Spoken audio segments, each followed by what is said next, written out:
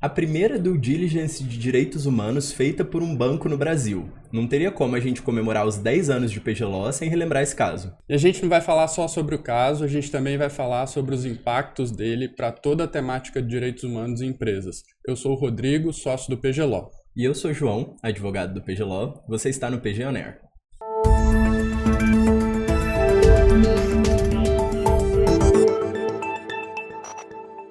Nós estamos comemorando 10 anos de PGLO, e para isso passando pelos casos mais emblemáticos do escritório, e hoje temos mais um deles, a primeira due diligence de direitos humanos feita por um banco no Brasil, e a gente assessorou esse banco. Acho que a gente ouve muito debate de ESG, direitos humanos, e muita espuma sobre isso, né? Mas são poucos os casos práticos e efetivos que a gente ouve falar sobre isso, e o caso da due diligence de direitos humanos para o banco foi um caso que você tocou, Rodrigo, e muito obrigado por compartilhar um pouco dele com a gente. Acho que a primeira questão seria entender um pouco desse conceito e contextualizar para quem está nos ouvindo o que é uma due diligence de direitos humanos. Porque due diligence nada mais é que uma auditoria, né? Analisar documentos, examinar. Mas o que uma due diligence de direitos humanos se difere das demais? Primeiro, João, obrigado aqui por essa conversa. É um prazer estar conversando com você sobre esse caso tão interessante. Realmente, na minha história profissional, é um dos casos de destaque, minha, pessoal, e também do escritório, porque foi um caso que nunca ninguém tinha feito algo igual no Brasil, né? Era um banco realmente dentre os bancos mais relevantes do país. E a gente tinha o desafio de fazer uma due diligence de direitos humanos, sendo que todo mundo sabe o que é due diligence, no nosso mercado pelo menos, mas ninguém sabe o que é uma due diligence de direitos humanos. Sim. Nunca ninguém tinha feito, né? Então realmente foi um caso muito desafiador, a gente cumpriu esse caso durante um ano inteiro, né? A gente trabalhou nele para ao final apresentar um relatório de recomendações para esse banco e de reconhecimentos também do que esse banco já tinha feito até ali. Então, pessoalmente, profissionalmente e também para o escritório, foi uma realização incrível. Falando um pouco sobre as diferenças, né? Acho que uma delas eu já falei, né? Primeiro, due diligence todo mundo faz, todo mundo sabe o que você sabe fazer, né? Todo advogado de societário, por exemplo, sabe fazer uma due diligence, né? São famosas as due diligence em contratos de M&A, de fusões e aquisições. Então tem um certo padrão ali. Hoje em dia até tem softwares, né? Tem agora mais recentemente algumas inteligências artificiais que conseguem fazer due diligence societárias, contratuais, etc. Então uma primeira diferença é essa de forma de fazer. A due diligence tradicional de casos societários, por exemplo, todo mundo sabe fazer. Uma outra due diligence que todo mundo sabe fazer que atua nessa área, due diligence imobiliária. Você sabe o que você tem que olhar, você sabe para onde ir.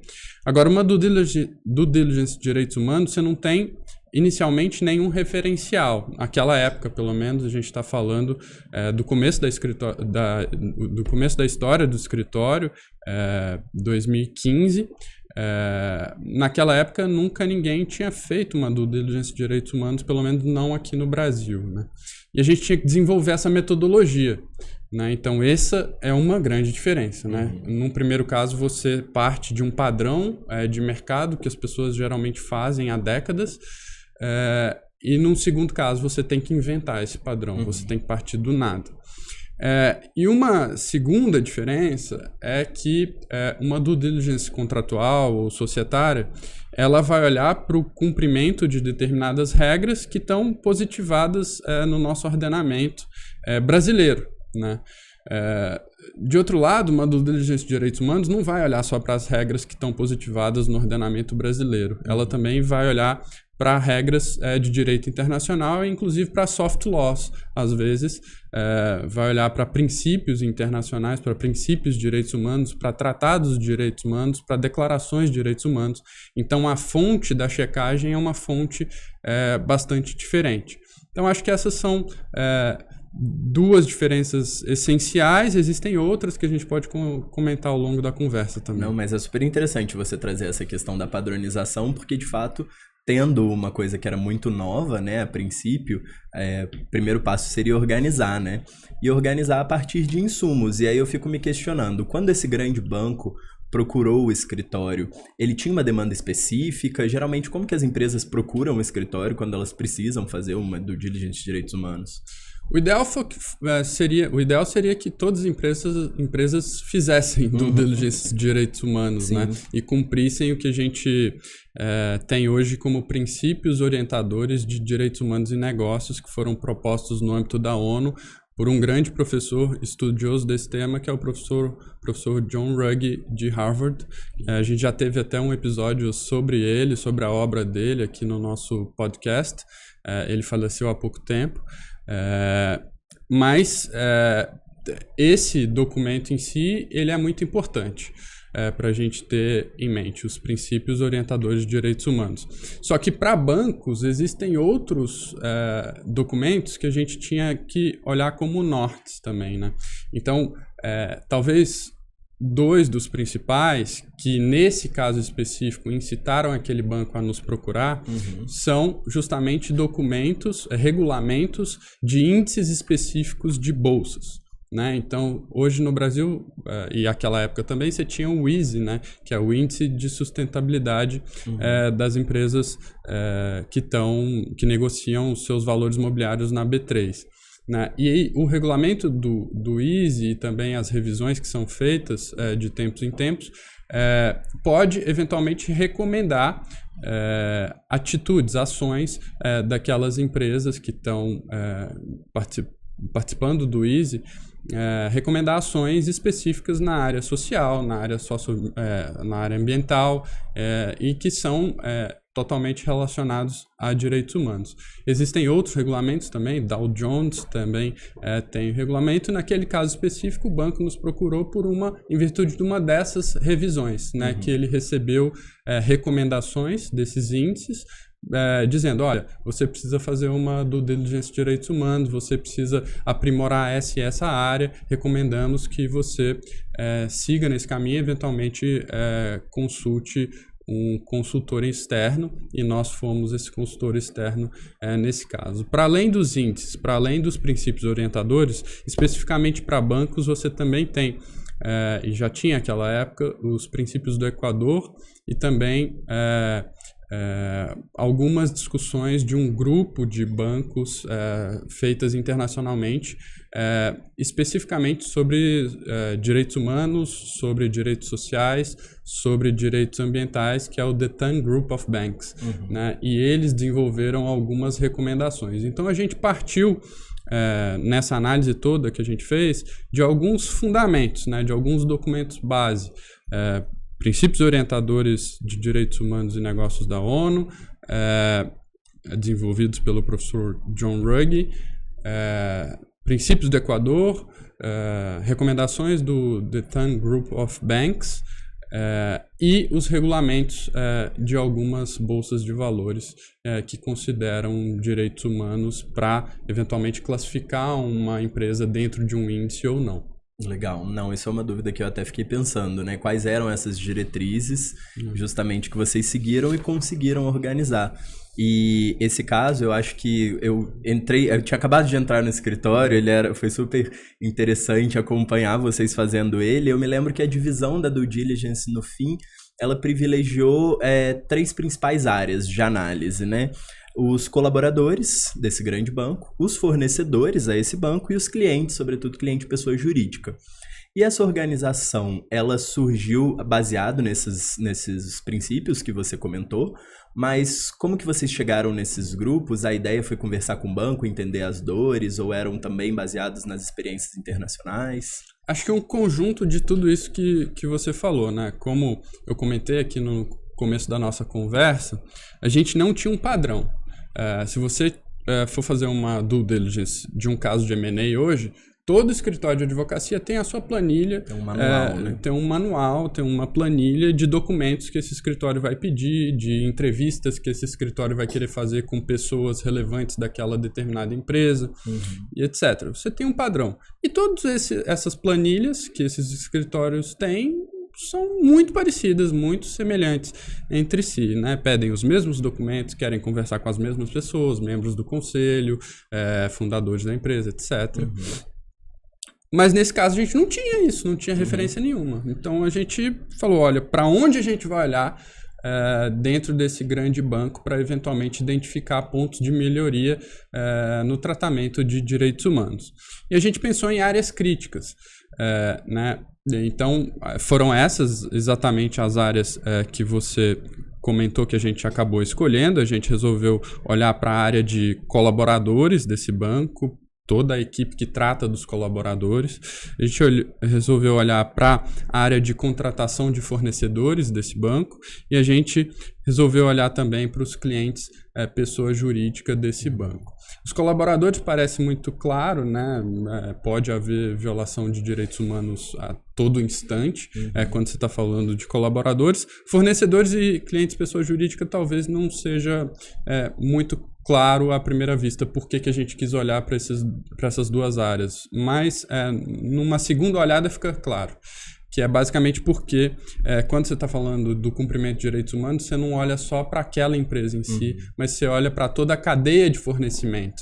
A partir do momento que você inclui a cadeia de fornecimento na relevância da análise de direitos humanos, você tem que necessariamente olhar para os fornecedores para ver se eles não violam direitos humanos, os fornecedores que você vai contratar. E você, sendo um banco que vai financiar atividades, tem que necessariamente olhar para quais atividades você vai financiar. Então, por isso, os clientes, pessoas jurídicas foram analisados também, a forma como era concedido esse crédito, a forma como os serviços eram prestados para os clientes do banco e como esses clientes eram escolhidos, né? Você vai financiar determinada atividade, outra atividade você não vai financiar eventualmente porque aquela atividade potencialmente viola direitos humanos. Então era essa a ideia. Isso veio da gente mesmo, de construir essa organização do trabalho, mas óbvio, veio também um pouco inspirado nos documentos base, nas diretrizes base que a gente considerou ali. Porque se você for olhar os princípios de direitos humanos em empresas da ONU, você vai ver lá, você percebe ao lê-los que há uma preocupação grande com colaboradores, que há uma preocupação grande com cadeia de fornecimento. Então, nossa inspiração veio justamente das nossas diretrizes e, por fim, a gente acordou essa organização com o banco também. Então, as três coisas que você falou, veio de algum lugar? Sim, veio uma inspiração das próprias diretrizes. Em segundo lugar, foi também um desenvolvimento próprio nosso, uma reflexão própria nossa com base nessas diretrizes. E terceiro, foi também um acordo que a gente fez com o próprio banco, que entendeu que essas áreas eram realmente as mais relevantes. E aí, dentro de cada uma delas, há sub-áreas,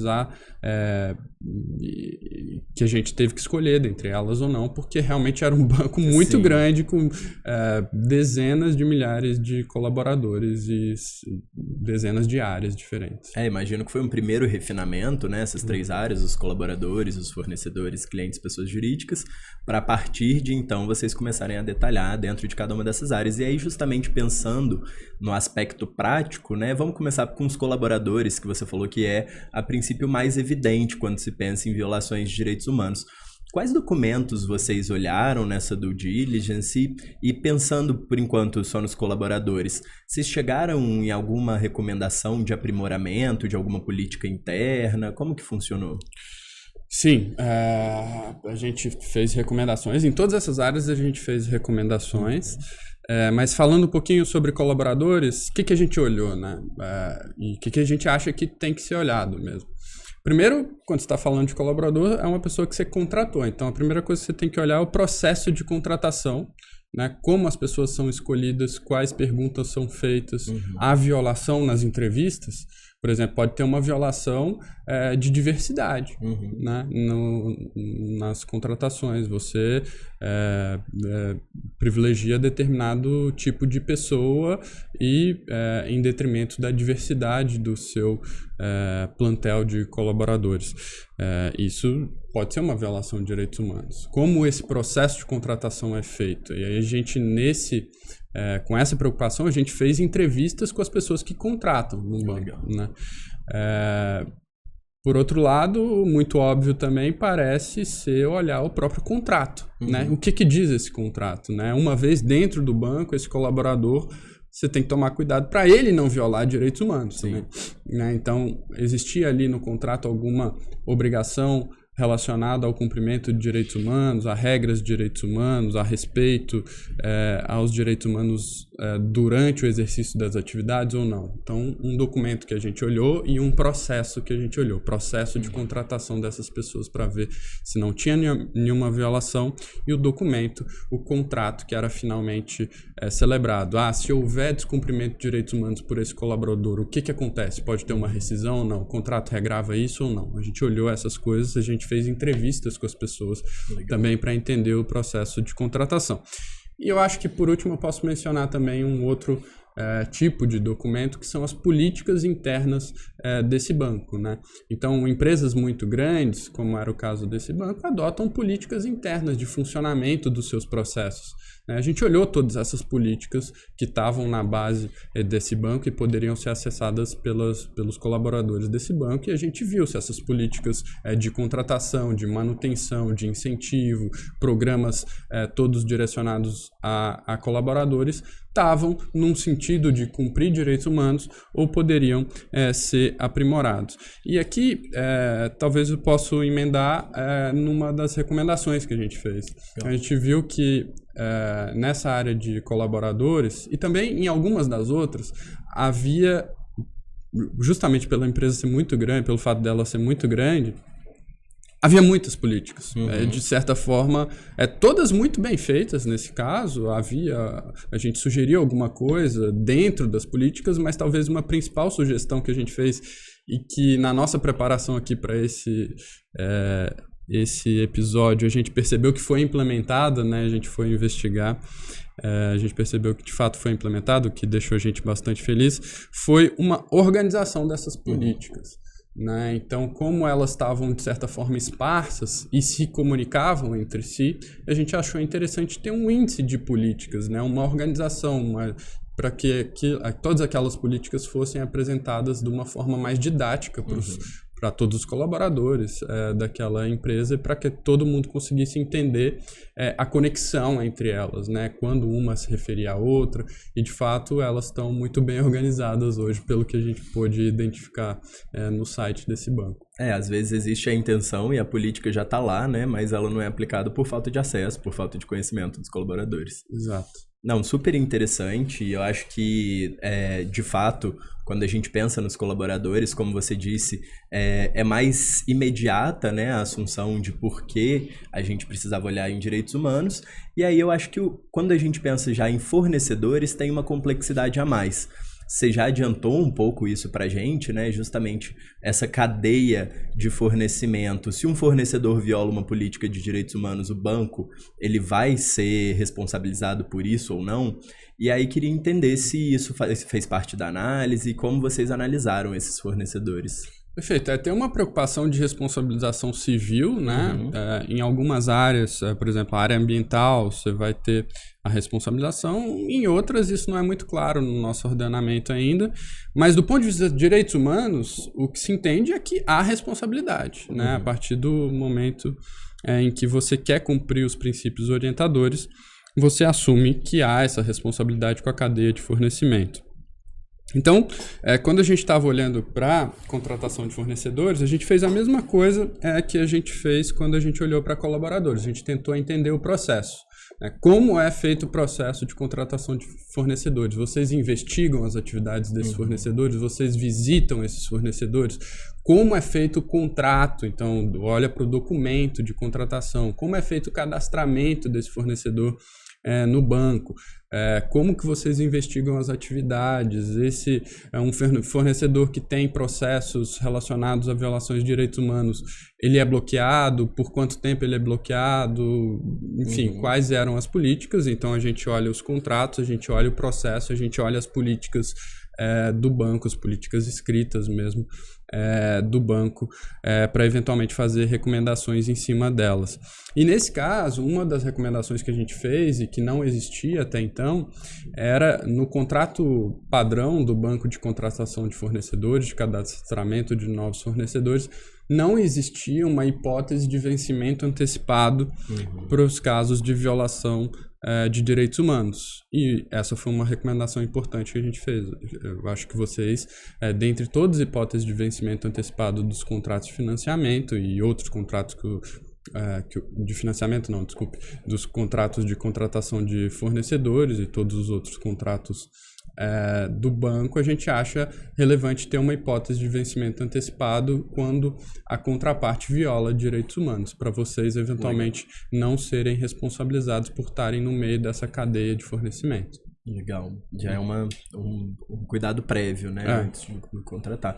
E acho super interessante, vendo esse caso, relembrando desse caso, é super legal, a gente vê justamente, como você falou, que não foi só o procedimento, mas também o documento, né? Vocês analisaram tanto por meio de entrevistas, analisaram os documentos, sugeriram modificações a esses documentos, mas também modificações a procedimentos, organização interna, então foi realmente, acabou sendo uma experiência completa, assim, em relação aos direitos humanos. E eu imagino que, da mesma forma, tudo isso foi feito olhando para os clientes pessoa jurídica. Seja documento de contratação, seja o procedimento, seja a entrevista. E aí, em relação aos clientes pessoas jurídicas, quais as principais recomendações que vocês... Eu acho que essa se repete, essa do contrato, né? Com a contratação de financiamentos com clientes pessoas jurídicas, você... incluir nesse contrato a hipótese de vencimento antecipado em caso de violação de direitos humanos. Essa foi uma recomendação que se repetiu, mas aqui talvez tenha uma recomendação que não se repetiu nas outras, nem em colaboradores, nem em fornecedores, que é super interessante, que a gente viu uma possibilidade de sinergia entre os procedimentos de conhecimento dos clientes com os procedimentos de conhecimento dos fornecedores, né? Que é o Know Your Client, Know Your Supplier. Né? A gente identificou que nesse banco esses dois procedimentos eram muito segregados entre áreas totalmente segregadas que não se conversavam. Uma das nossas recomendações foi que esses procedimentos pudessem ser conjugados no momento de concessão de crédito para clientes pessoas jurídicas.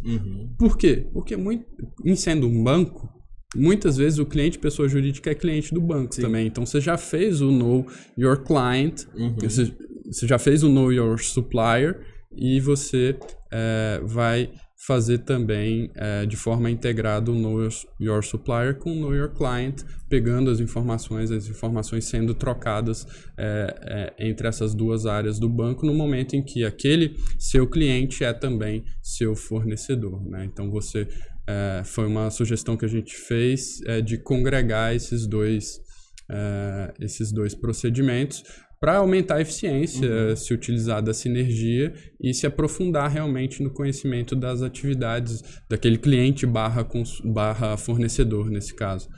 Então, essa foi uma recomendação um pouco diferente das outras áreas. E também, nesse caso, a gente identificou que nos contratos com fornecedores já existia uma menção às políticas do banco, ou seja, se você quer fornecer serviços ou produtos para esse banco, você tem que aderir às políticas tais do banco, né? Incluindo políticas relacionadas a direitos humanos. Mas os clientes, não existia uma menção expressa nos contratos às políticas do banco, que os clientes tinham que aderir a... Tinha algumas, mas não aquelas objetivando o cumprimento de direitos humanos. Então a gente sugeriu isso também. Olha, nos contratos com clientes pessoa jurídica, a gente recomenda que exista uma menção neles às políticas do banco, dizendo basicamente que aquele cliente, para receber um financiamento do banco, precisa estar de acordo com as políticas tais e tais do banco. Muito legal. Acho que demonstra o esforço de tornar o procedimento eficiente, ao mesmo tempo não deixar isso de lado. E uma instituição financeira que já tem uma estrutura que tem que atender a vários anseios regulatórios de Banco Central e outros, olhar para direitos humanos e colocar isso na pauta também como uma coisa relevante que né? Então, acho que vocês fizeram um trabalho incrível. Parabéns por ter tocado esse trabalho. Parabéns para você também, participou.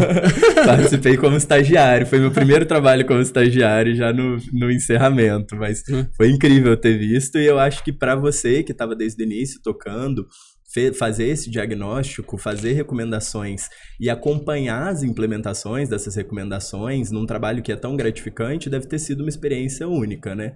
No momento que você estava fazendo, você tinha dimensão de que era a primeira due diligence de direitos humanos de uma instituição financeira no Brasil? Eu mentiria se eu falasse que não. Eu tinha a dimensão que era a primeira, até porque a gente teve que inventar esse negócio, teve que ver como fazer, né? Teve que realmente propor uma forma de se realizar isso. E eu tinha consciência da importância também, porque... agora, talvez um pouco do ponto de vista pessoal, eu sempre fui uma pessoa que se dividiu entre a carreira advocatícia e a carreira acadêmica, como muitos de nós no PG Law. E do ponto de vista acadêmico, eu sempre tive um interesse muito grande em direito comercial, né, nas diversas áreas de direito comercial, mas também um interesse muito grande em direitos humanos, direito constitucional e direitos humanos. Eu sempre gostei dessas duas áreas. E eu sempre busquei, tanto na academia quanto no escritório, relacionar essas duas coisas, né? Porque eu gostava das duas, não queria nunca abrir mão delas. Na academia foi mais fácil, né? Que eu acabei fazendo pesquisas que claramente relacionam áreas de direito comercial com direitos humanos e desigualdades. Mas no escritório parecia algo um pouco distante, assim, a gente conseguir relacionar essas duas áreas que são, por muitos, vistas como opostas, Sim. como segregadas, como não tendo nada a ver uma com a outra. E naquela época, a gente não falava ainda em ESG, não existia isso. O termo até já tinha sido cunhado, mas ninguém falava, não estava na mídia como está hoje, não existia essa importância. Então eu falava, não sei se algum dia eu vou conseguir advogar em direitos humanos e negócios, juntos, né? Vou ter que sempre, ou em um ou em outro, não vou conseguir congregar essas duas coisas. E aí surgiu esse caso e foi super interessante, foi, assim, muito gratificante. Eu acho que é um dos casos mais legais, mais impactantes da minha carreira, que me formaram como pessoa também. E talvez eu não esperava que hoje o tema tivesse tão em voga, tão falado, em virtude da projeção do ESG e etc. Acho que hoje existem mais due diligence de direitos humanos, mas ainda são muito poucas. Elas precisam acontecer com mais frequência. A gente precisa criar mais incentivos para que elas ocorram. Mas naquele momento eu tinha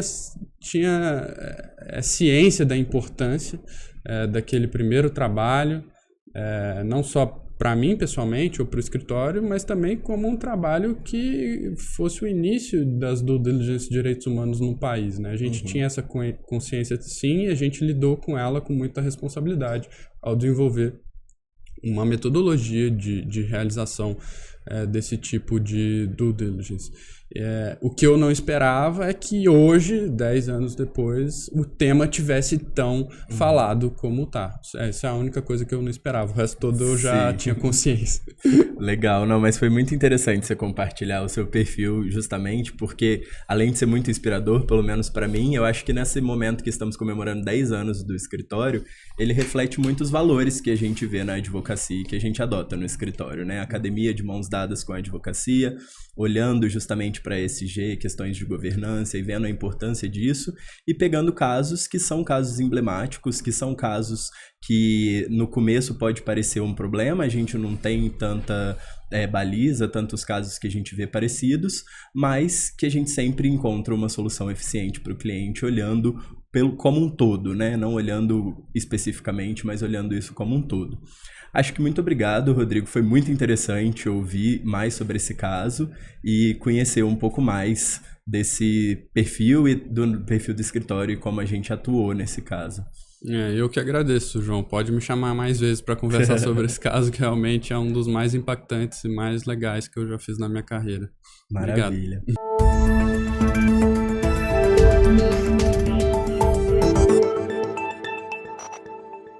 E esse é apenas um dos casos da nossa série de episódios especiais sobre os 10 anos do PG Law. Se você gostou desse episódio, a gente vai ter vários outros e é só seguir a gente nas redes sociais, no Instagram, no LinkedIn, no YouTube e nas melhores plataformas de áudio. Qualquer dúvida é só entrar em contato com a gente no e-mail info@pg.law. Muito obrigado, este foi o PG On Air.